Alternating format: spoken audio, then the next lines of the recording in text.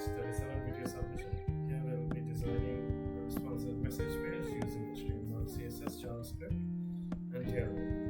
So to recap, we created a sign-in, sign-up, a user account, then an option to edit your user account. Then there are two types of users, sellers and buyers.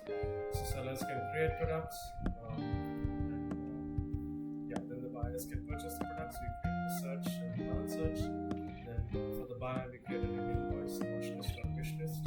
And from there, we created the purchasing process and included a feedback area where we can give feedback as well as look at our purchase history. And now we have another section that is messages. So this gives the connectivity between the buyers and sellers, so they can inquire on products or give some more feedback, personalized. And so we'll first look at the creation of it through HTML. So this is our messages. We'll also look at, so this is from the perspective of buyer. He has message to users who are both sellers. So we will sign out and go to a seller who has not received any messages. So this is test2@gmail.com. So he has test2 also has a message. So from buyer chat, test3, hello, why? I'm a seller. So we can, as you can see, sellers have no way of they cannot message any other buyers, but they can. Buyer can message another buyer. They cannot, because unless they want to buy. So they are sellers; they cannot purchase anything. So if they wish to buy, they will have to create another account. So we'll go back to another buyer. Signed buyer. We have this. So we'll go to this buyer's account. There are no messages, no conversations found. Choose a contact from the left to start messaging. So this section is not there for a buyer. Once again, let's go to, for a seller. Let's go to a seller who does not. We'll go to new seller. So I'm sure this seller has not had any messages. So as you can see, there are 0 messages. Choose a conversation to reply to your customer. So as you can see, there are 2 different sections that we get based on if it's a buyer or a seller. So we'll go back to the buyer. So we will select buyer as a new one who has not received any messages. So as you can see, no conversations found. Choose a contact from the left to start messaging. So there are no contacts here. You get the contact only from to search and find this. We have the message instructor here.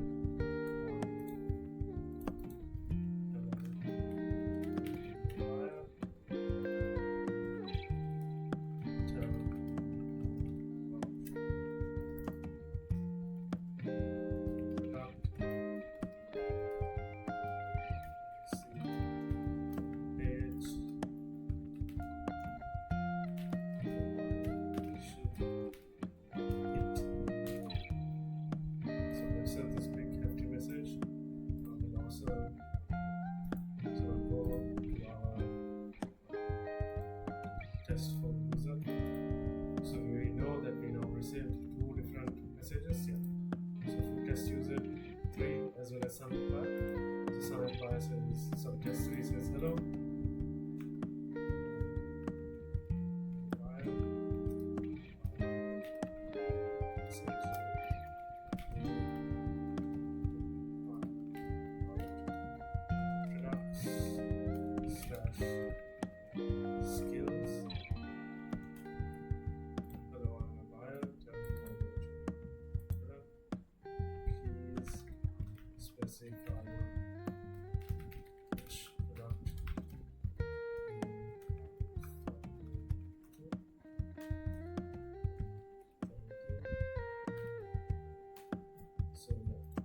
Chat feature, as you can see, it works very well, although we have to constantly sign up. So we go sign up back to test user 4, sign in, look at the messages, please specify which product. Sorry, yeah, no, sorry. Sorry about the mistake. Let's go sign buyer. Sign buyer has got a message. Please specify. As you can see, once we have read it, it gets shown as a double tick in WhatsApp. So that's also a nice feature. Please specify which product you're referring to. Thank you. So what are these test products?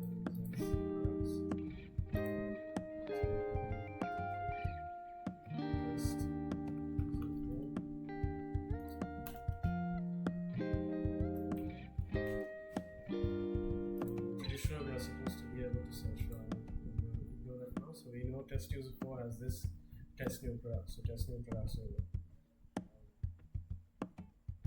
Go back to the messages. I wish to about the test product. Yes. So we'll send it, and as you can see here, it's a gray. It has been sent, it has been received, but it's gray. And when we view it, it comes as blue. So that was my purpose of using this account. So we're now looking at the HTML code. So first of all, we have this as a section here. You have messages as a tab. So tab messages is where we have the structure. We will not look at any of the other sections. That is for the next video. So as you can see here, background white, shadow. Yes. So we first have our header section right here. It says messages. We're using H2, so if we go back here, we can see messages H2. So we have a header section here, which is common to everything except the purchase history maybe. But yeah, we have messages here. Then we have another section, the main chat section, that is divided into two. So we have that here. We have the conversation list with its own div.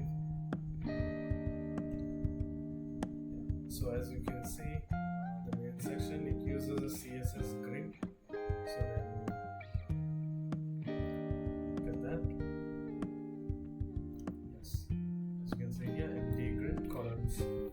We have a grid right here. So as you can see, there is the search here, the chats. So if we actually go back, so we are in messages. Let's go back here. It's not selected, so once we select it, you can see the time as well is shown. And once we go into our conversation, we get to this. So this is three different sections. We have the search, conversation list, as well as the conversation itself, the chat area morale. Yeah. So this is on the left column, and then we have the chat area. We also have so back again to our chat. So the reason we use CSS is because we can dynamically look at our chats. So we will now actually look at, so on medium screens we see this on left and right. So we will look at how it looks on say a mobile device. So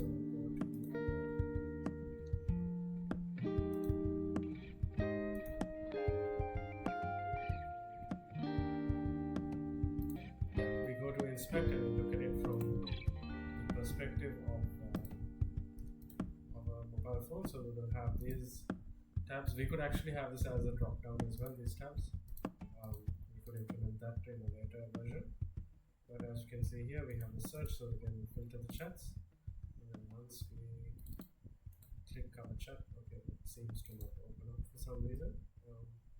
But I guess we still haven't fixed that section.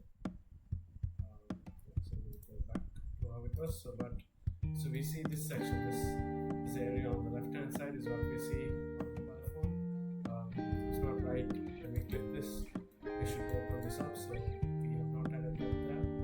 As you can see in the code, there is no special section to collapse it or open it up. That will be done in the video. But yeah, so that is all for the HTML. We'll show the programming in the next video. So we just have just an area with CSS for conversations. Then